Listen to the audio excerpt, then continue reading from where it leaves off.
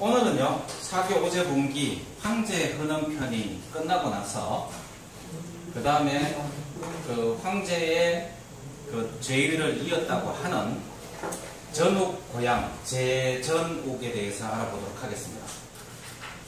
제전욱 분량은 사기 오제분기에 보면 요 2장에 불과합니다. 그래서 치적 내용이 그렇게 많지가 않아요. 그래서 오늘은 2장을 좀 한꺼번에 다 보도록 그렇게 하겠습니다. 이렇게 보시면은 여기 요 보면은 요 제구라고 되어 있죠. 고양시, 전욱 고양시 이렇게 되어 있죠. 여기 보면은 여기 황하입니다. 황하가 이렇게 흐르는데 산동성하고 산서성 사이에 이렇게 주로 활동했다는 그런 얘기입니다. 우측의 지도를 보시면은 여기 지도에도 내가 그려놨지만 이렇게 보시면은 주로 요 산서성, 요 산맥, 태행산맥과 산동성과 하북선 사이 여기에서 주로 이렇게 활동을 했다는 그런 얘기로 보시면 될 것 같습니다. 그래서 황제가 죽고 나서 이렇게 황제 전욱 고향은 황제 전욱 고향은 황제의 제의를 이은 전욱 고향은 요 집회에 항보밀이 제구의 도읍을 하였는데 지금의 동군 보강현이다 이렇게 돼 있어요. 그래서 이제 주로 보면은 황제 자손들은 주로 이 사천성 유역에서 나왔는데 이제 동쪽으로 조금씩 이렇게 이동해 옵니다. 보시면 제구 해서 보면은 여기 동구라 고동구라 되어 있고 복양시라고 이렇게 되어 있죠. 여기 보면 제구성이라고도 이렇게 나오고 요게 지금 황하입니다. 황하. 요 아래쪽으로 내려가면은 여기가 바로 그 하남성 개봉하면 판감 포청천으로 유명한 지역이죠. 바로 그 지역입니다. 그래서 내려가시면은 이렇게 보시면은 여기에 복양시가 있죠. 그래서 요 산서성과 산동성, 하북성, 그 황하가 흐르는 그 사이에 여기서 주로 활동을 했다. 이 남쪽에 보시면은 여기 보면은 개봉이 정조, 개봉이 여기 있죠. 개봉시, 정주. 여기가 숭산소림사. 그 다음에 그 낙양이 바로 여기 표시가 되어 있는데 방식 낙양이 왜 표시가 안 되겠지? 명진 건너는데 요 근처에 낙양이 있습니다. 그래서 요 근처에 전욱 고양시가 주로 활동을 했다 이런 내용입니다. 최근에서 성충이 운하되 전욱은 이름이 고양이라고 천하가 부르고 있었다. 장하는 고양이 일어난 곳에 지명이다. 그 지역에 있었다는 인물이라고 하고요. 황제의 손자이자 창의의 황제의 손자이자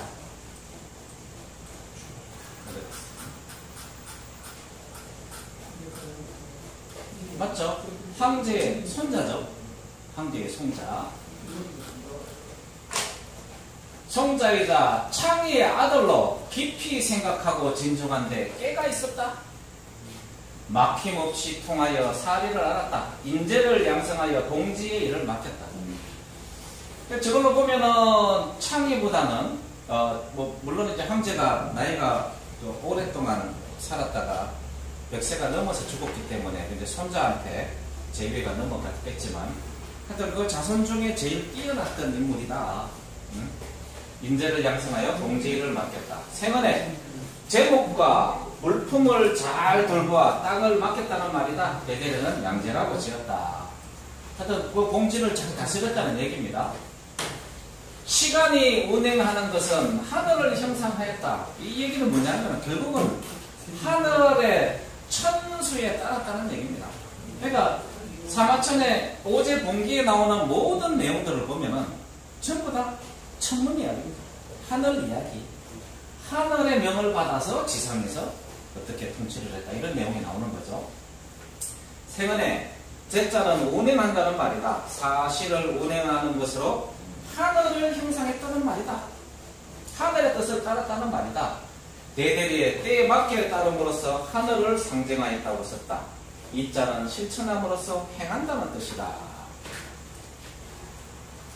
또 의 귀신 이제이 조상의 넉과 초자연의 재신에게 의거하여 적절히 처리하고. 자, 첫 번째는 하늘, 두 번째는 지신, 세 번째는 조상신입니다. 이건 인신입니다. 그러니까 사기, 오제, 봉기에도 보면 그 세 가지가 기본으로 나와요. 그러면 우리나 부도지나 한단보기 또는 징식록에 나오는 천지 인사상이 그대로 투영되어 있다는 얘기죠. 최근에서 귀신은 총명하고 정직하다. 마땅히 마음을 다하고 공경하여 섬기기 때문에 높고 낮은 뜻을 제정한 까닭으로 인하여 얘기해서 말하길 조상의 묘당에 강림하는 것을 인의라고 설명했던 것이다. 뭐 이거야 우리 당군세기에 보면은 당군왕금의 가르침에다 나오죠. 너희 부모님 모시기를 하늘과 같이 하라. 너희 부모님은 하늘로부터 오셨기 때문에 부모님을 공경하여 받들어 모시는 것은 곧 하늘을 모시는 것이다. 부모님 모시는 것은 하늘같이 하면은 하늘이 무너져도 반드시 그 피함을 얻을 것이다. 그 당군세기에 당군왕금의 가르침에 나오지 않습니까? 그거나 이 얘기나 똑같은 얘기입니다. 조상신을 잘 모셔야지만이 복을 받는데 본복을 받는다. 왜? 우리는 하늘에서 온 천손민족이기 때문에. 근데 사망오제 역사에도 사마천 사기 오제 봉기에 그 사상이 그대로 들어가 있어요. 또 이게 이제 저한명 선생이 홍곡 저한명 선생 얘기 예언편에 나오는 이 내용을 소개를 하셨거든요. 고로 정이라는 것은 군주가 소위 자신의 몸을 감추는 것이다. 이런 연유는 무릇 정치는 반드시 하늘에다 바탕을 두는 것이다. 개인의 능력이 뛰어나서 내세우는 것이 정치가 아니라는 얘기입니다. 하늘의 뜻에 감응해서 하늘의 뜻에 따라 통치를 한다는 얘기입니다.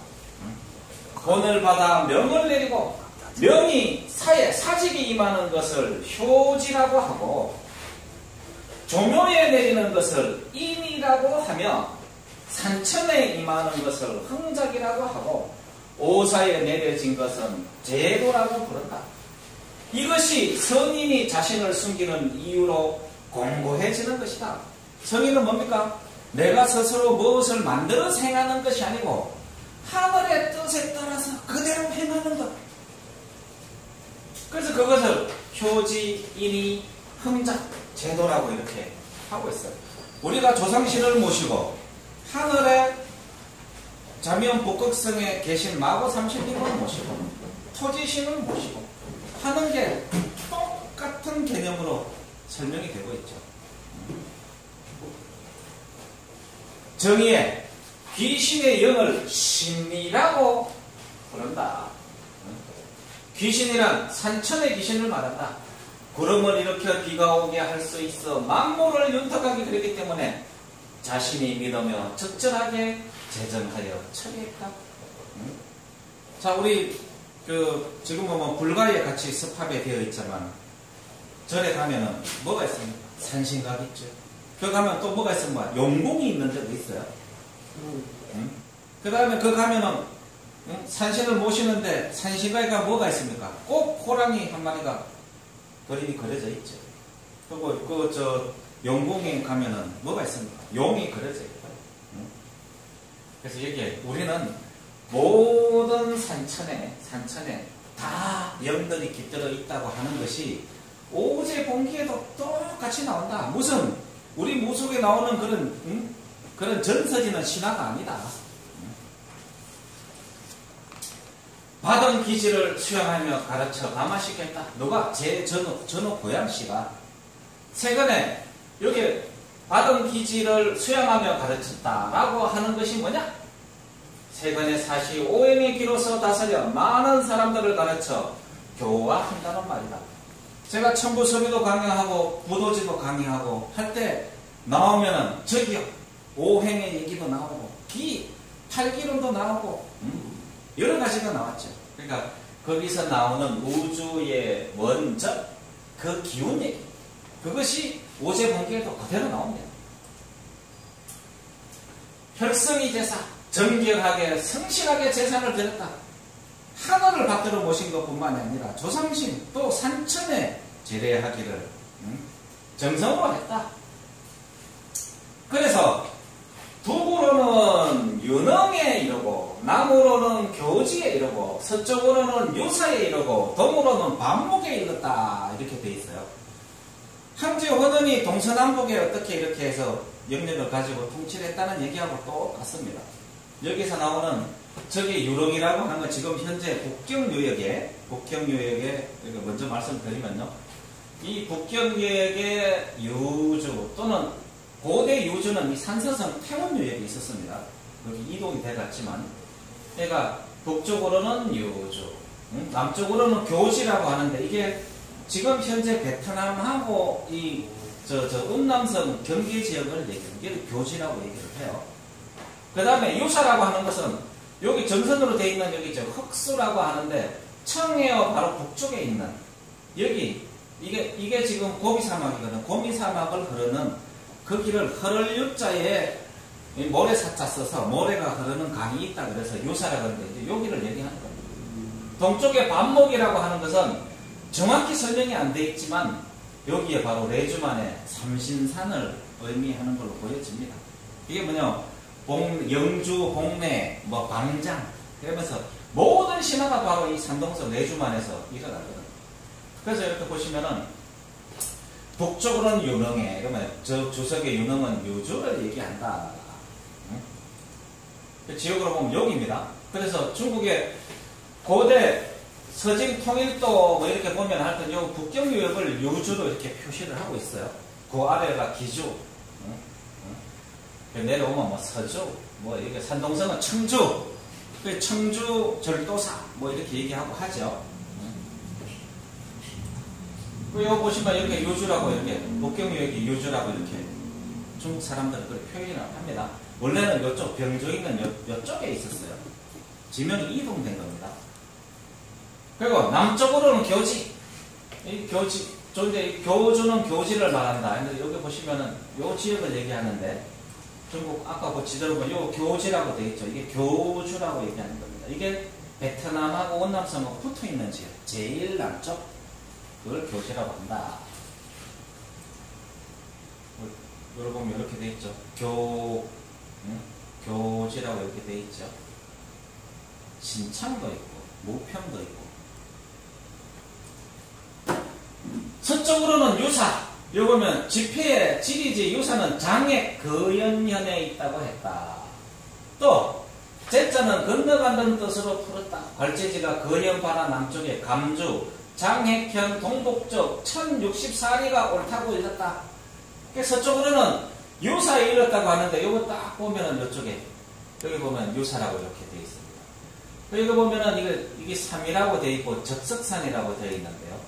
여기 바로 청해호가 있는 곳입니다. 중국의 민물 호수 중에 가장 큰 호수가 있는 곳, 청해호. 그 바로 아래 보면 이 적석산이 있어요.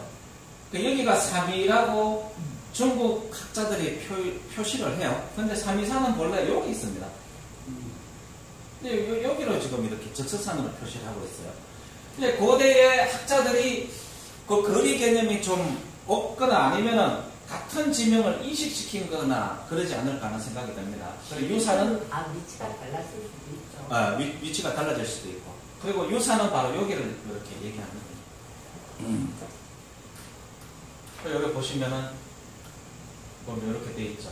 유사라고 돼 있고, 약수라고, 함녀라고 돼 있고, 여기 보면은 청해호가 있고, 적석산이 있고, 삼위산이 있고, 여기가 바로 장안입니다. 서안. 그 바로 북쪽에 있는 거다. 그래서 위치가 바로 요 위치. 이렇게 지도를 표시하는 거예요. 동쪽으로는 반목에 이르렀다. 근데 이게 참 설명이 보면은 참, 보세요. 주석에 해외경이 이르길 동해 가운데 산이 있다. 이건 산의 경을 얘기하는 겁니다. 이름이 도삭이라고 부른다. 도자가 뭡니까? 복숭아 도자죠. 위쪽에 크다란 복숭아 나무가 있는데 빙 돌려 희감은 것이 삼천리다.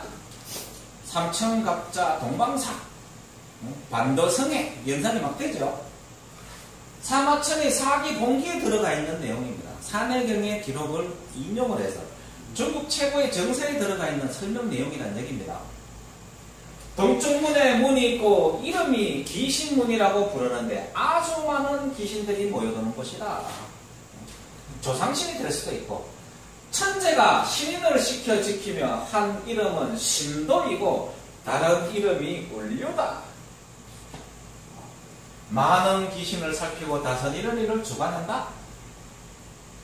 만약 사람을 해치는 귀신은 갈대로 꼰 새끼로 동려 매어서 복숭아 나무로 만든 활로 쏴 호랑이 먹이로 던져버린다고 했다. 근데 이런 전설이나 이런 중국 도교의 이런 신화들이 모조리 다 산동성이 있습니다. 제가 여러 번 말씀드렸죠. 내전방 안에 삼운도와 여기 있는 요 삼산, 요 삼산이 삼신산으로 보여진다고 제가 말씀드렸죠.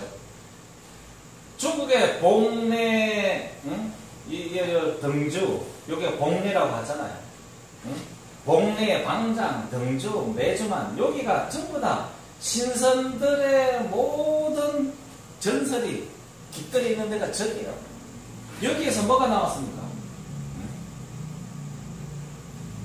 그냥 이 강이 옛날에는 여기까지 이렇게 이어지는 이렇게까지 이어지는 이 육지였는데 여기 커다란 아리수 강이 흐르고 이게 커다란 호수였다고 하잖아요. 그래가지고 그게 뭐니까 상정벽해의 주인공 그 고사가 모조리 산동성에서 나옵니다. 동식물, 존귀하거나 하찮은 신들과 해와 달이 비치는 곳이 평정되어 기속하지 않으면서 누가요? 전후 고양시가 통치를 하니 사해의 모든 산천이 자기를 따르고 믿고 따랐다. 이렇게 이제 미화해서 설명을 한 겁니다.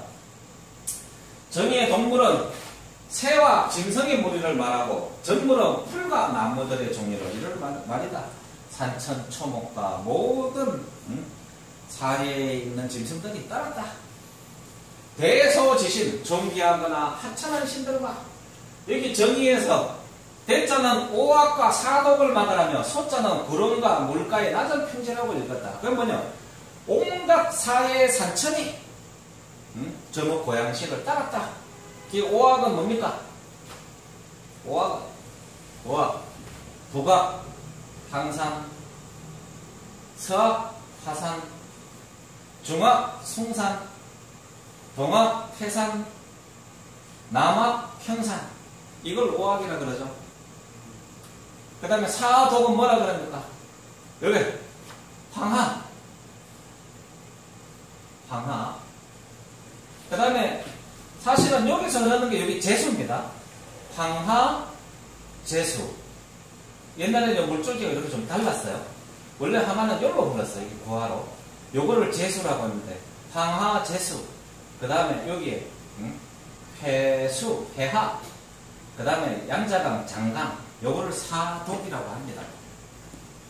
오악과 사독만 알면은 중국에 그냥 산줄기와 물줄기는 다 이해하게 되는 겁니다. 한반도에는 어떻게 해요? 이렇게 낙동강, 한강, 대동강, 용원강. 낙동강하고 한강은 이렇게 흐르고 대동강은 여기 있고 영원강은 요 평안남도 쪽에 이렇게 흐르는 강입니다. 그 네 개를 우리는 사독이라고 얘기를 합니다. 자, 해와 달이 비치는 곳이 평정되어 기속하지 않음이 없었다. 집회의 왕송이 집자는 평정이라는 뜻으로 사방문도 모두 진압하여 평온하게 되어서 전후국에 돌아와 복종하며 기속했다라는 말이라고 설명했다.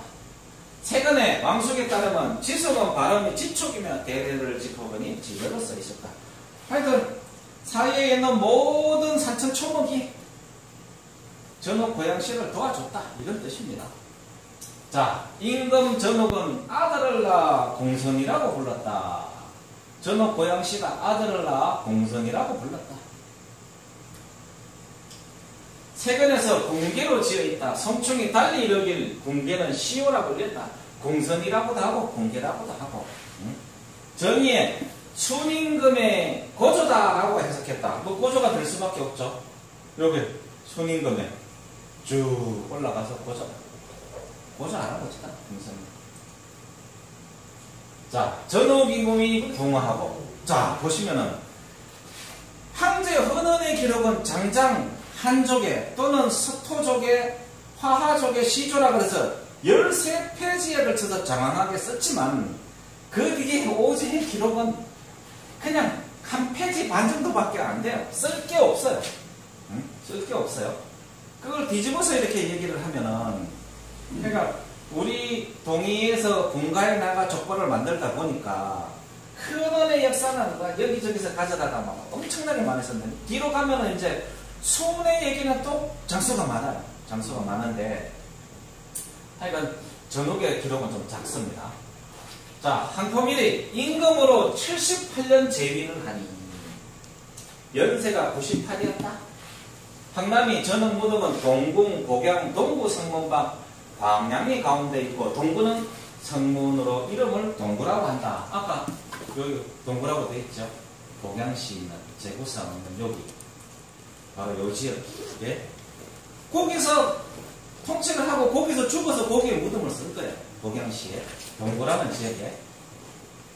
최근에 한포밀이 운하되 좌시전에 근거하면 별이 운영하면서 수나별이 머무르고 있을 때 붕어하여 동군에다 장사를 지냈다. 수나별이라 그러면은 우리 28수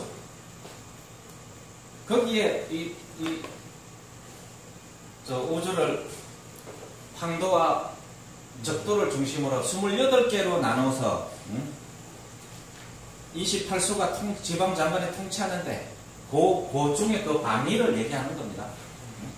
또 산해경의 전욱은 부산 남쪽에 묻었고 압죽은 비비는 북쪽에 묻었다고 읽었다.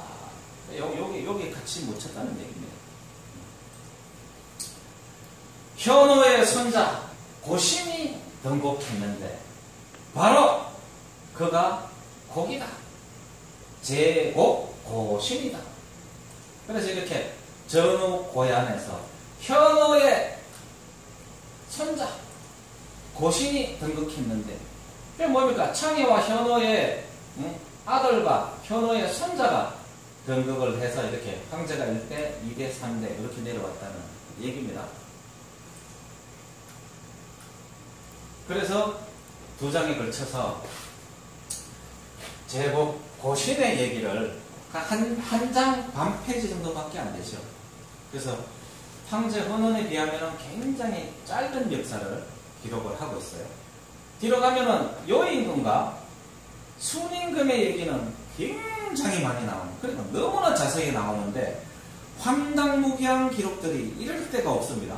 그건 이제 제가 강의할 때 들으시면 이해를 하시게 될 겁니다. 조금 쉬었다가 서부도지 강의를 하고요. 그 다음에 천부서뷰 2절과 3절을 강의를 하고 오늘 강좌를 마치도록 하겠습니다. 조금 이따 오재현 선생님 강좌가 끝나는 대로 또 뵙도록 하겠습니다. 감사합니다.